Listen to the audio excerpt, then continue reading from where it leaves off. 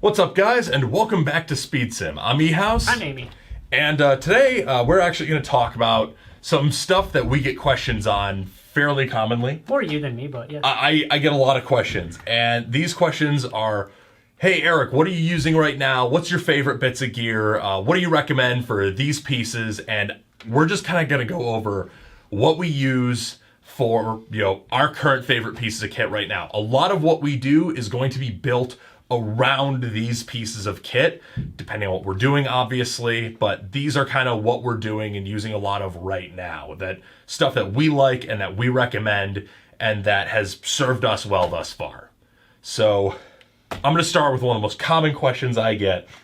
One of the most common questions I get is about vests. What vest should I get? What should I buy? What do you use? What's your favorite? And I'm just going to go right off with my current, I'll pick that up later, my current favorite vest setup in general for most things is the Haley Strategic D3CRX, in particular with an integrated backpack such as this N-Gage Tactical Mercury Bravo on this harness that he made for it. So this can also work with, a D3 with a flat pack, D3 with the tactical tail removable operator pack, but this setup, I've used this setup or a version of this setup at so many games that I can't actually remember all of them. I've used it at least 2 Milsim West games. I've used it at a lot of national ops, a lot of local games. It's just a really good, really flexible, really excellent setup, in my opinion, for just being able to do everything. Is it super, roll heavy, be awesome like some of our guys like? No. And might you have to supplement it with, maybe a fob bag, or might you have to supplement it with having some stuff in your ruck? Will you need to reload? Yes, but if you play sensibly, that shouldn't be an issue, especially if you're just running this for an open play. Yeah. In the same vein, currently I'm using the SpeedQB NCR chest rig.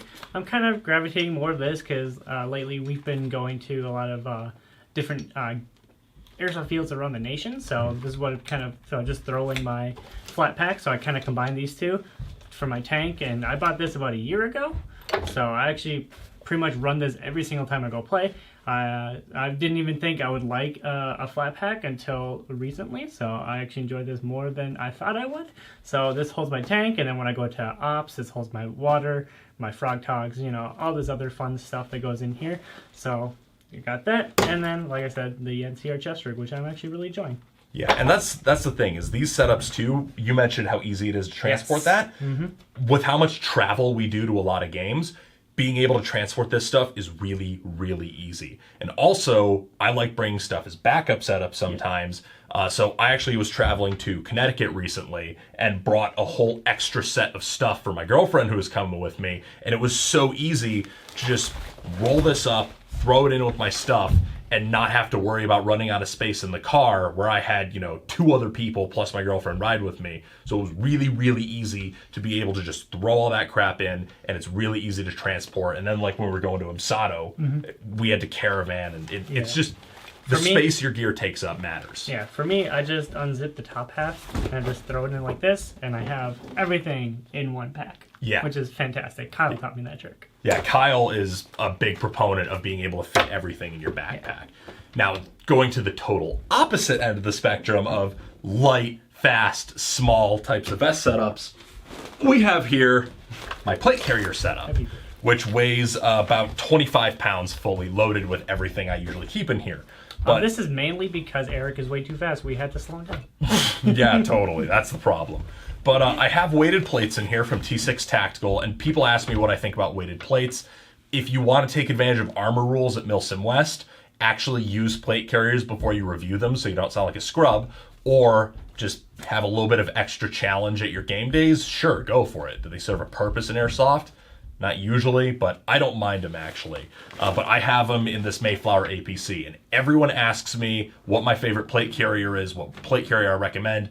And most of the people who end up buying a Mayflower APC or something like it on my recommendation are pretty happy with it, especially this OP Tactical Edition that is lined with air mesh. And that is fucking clutch.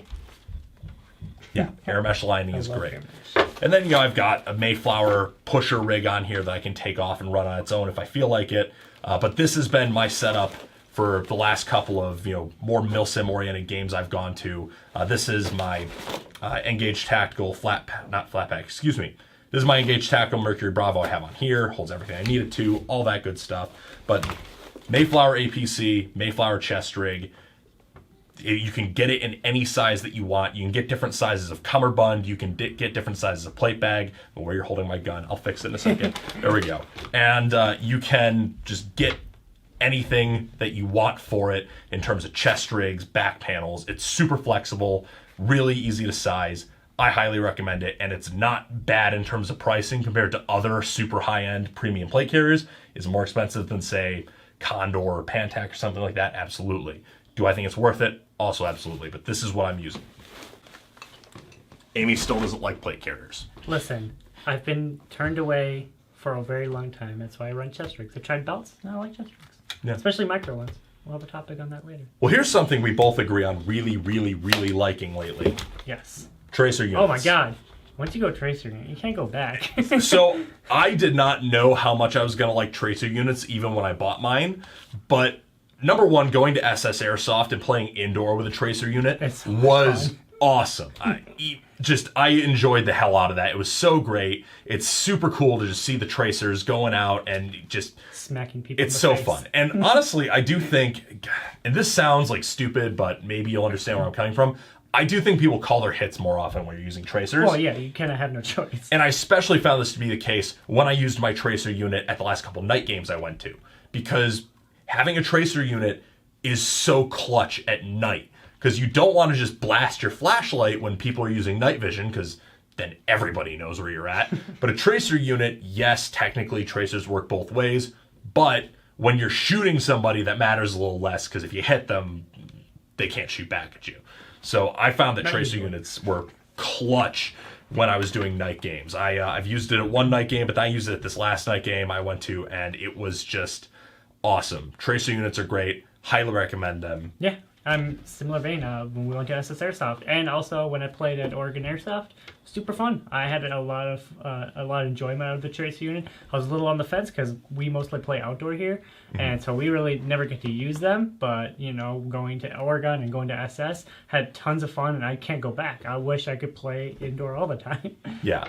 And, if people ask what tracer units we recommend, I'm having really good luck with this Ace Tech unit. I like my X-Cortec for my pistol one. Again, it's one of those battles. It's tomato. I haven't seen any noticeable difference between the two. And here's another thing I think we're going to agree on, at least as far as when you use slings go. People have been asking me about sling recommendations lately, because apparently it's been too long since I've extolled the virtues of this thing on the channel. The only sling that I will ever call my favorite sling is the glorious Viking Tactics 2-point quick adjust sling. I have videos on the channel that I will link below about why I like this sling so much. I have talked to death about why I like this sling so much. There's just nothing wrong with it, in my opinion. It's so comfy. It's an amazing sling. It's the sling that I recommend. A lot of people want a 1-point sling, or God help you, a 3-point sling. That's fine if you like that stuff. I'm sorry you like garbage. The Viking Tactics 2-point sling is the best sling. It's just edgy banter, but at the same time, glorious VTAC sling. Check is in the mail, I hope, Kyle Lamb. Here's something we might disagree with a little bit, because Amy's pretty much totally gotten out of using belts for the most part. I use it literally only to hold my Omnivore holster and a dump pouch. Yeah. And that's only because I use like something similar to yours, like the rigger's belt type of situation, not the inner outer. I just wear something real quick so I can just throw my holster on here and my dump pouch. I've been having crazy hard time getting the belt to stay down. It always rides up. Yeah. So that's why I kind of switched over to chest rigs. And that exact reason is why I use an inner outer belt, the Ronin Tactics belt, which apparently it's also been long enough that I haven't extolled the virtues of this thing on our channel. So the Ronin Tactics, this is the Warriors belt. This is actually an old version. They've updated the belt since I got it, but I haven't needed to replace it because this belt is just so great. It's an inner outer belt system. There's a Velcro inner belt. Then you put this thing on over it, and the Velcro sticks to each other. It doesn't ride up or ride down. It doesn't rattle. It doesn't slide around. It stays in place, stays where you want to. Everything stays where you want to. And the Ronin Tactics belt, or any other similar inner outer belt system, in my opinion, is the way to go for belts.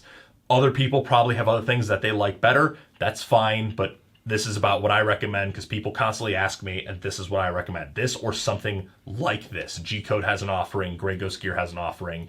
HSGI even has their own versions. Actually, yeah, just about to say that. Yep. So there's a lot of different ways you can get this same effect, but an inner-outer belt system is the belt system I recommend, particularly just because of my bias from having such a good experience with the Ronin Tactics belt. And Amy just mentioned it. Omnivore holster. Yes. Eric put me onto this one fairly recently, and I love this thing. Not only because I have multitude of different pistols, and they all sort of fit differently, and one holster is not good for the other one, vice versa. So when he pointed out that he really likes his Omnivore, I decided, I was like, you know what, fuck it, I'm just gonna try it. And I really love it. The only modification I did to mine was I cut the bottom half so I can put my tracer in there. Because that is one of the things I've had more problems often than not. You also have a super compact tracer, bear in mind. So Right. like your average large Ace Tech won't fit through there, but a compact one will. A compact one will, yes. Not your gigantic one like he Yeah. has on his rifle. But however, that is one of the biggest gripes is when I have a regular holster, you still can't put it in. So having the Omnivore and doing this little small modification was clutch, and I absolutely love this. Yeah, the Omnivore holster has been my go-to holster lately, and as much as I do have a guy who makes holsters, you know, I'm using his Kydex for my magazines. The thing with the Omnivore is that anything I put my TLR one on, I can instantly use this with, and it has active thumb retention, which I actually really, really like. It's actually really nice. But it's not, you know, thumb retention that is a pain to get out. It's not thumb retention It's that actually snags up. really Just nice. press out and it comes out. And people constantly ask me, oh, does the Omnivore fit high kappas? Yes, it does. It's my high kappa 5.1 gold match If right I'm here. using it, obviously, if it's a high cap. Yeah, but it also fits a wide variety of high kappas, which I think is why you really fell in love with the Yes. Omnivore, because you have such a variety of high kappas. They're all built differently. So Yeah, they they're need all to- technically the same platform. but they're built differently, and some holsters fit wonky than the other ones. And this, because I use the TLR whenever I go anywhere, it just fits right in here. And it's so handy. Yeah, so the Omnivore holster has been my preferred holster lately. Is it the best holster for what I would want for like a real duty situation if I was a cop or military or something? Probably not. Probably not. But does it work great for BB wars? Absolutely. So those are kind of what we've been using lately as kind of our top picks for some of the most common questions we get. If you have any more questions or anything else, or if you disagree with our choices, I mean, absolutely put that all down in the comments below. What about, you got anything else you want to add? No, I've got pretty much everything I wanted to say. All right. Wonderful. So yeah, those are some of the most common questions we get, some of the most common recommendations we get asked for, and this is kind of me putting that out there in a video form so that hopefully I can preemptively answer some of those questions for you guys. So thank you very much for watching. I've been eHouse. I'm Amy. And welcome back to SpeedSim. We hope you enjoyed watching. Peace. See. Thank you for watching this video from Gun Gamers. We hope you enjoyed watching it as much as we enjoyed making it. Check the description below if you'd like to buy a t-shirt or a patch, and use the coupon code JUDY10 for 10% off of your next order at Amped Airsoft. Thank you again for watching, and praise Judy.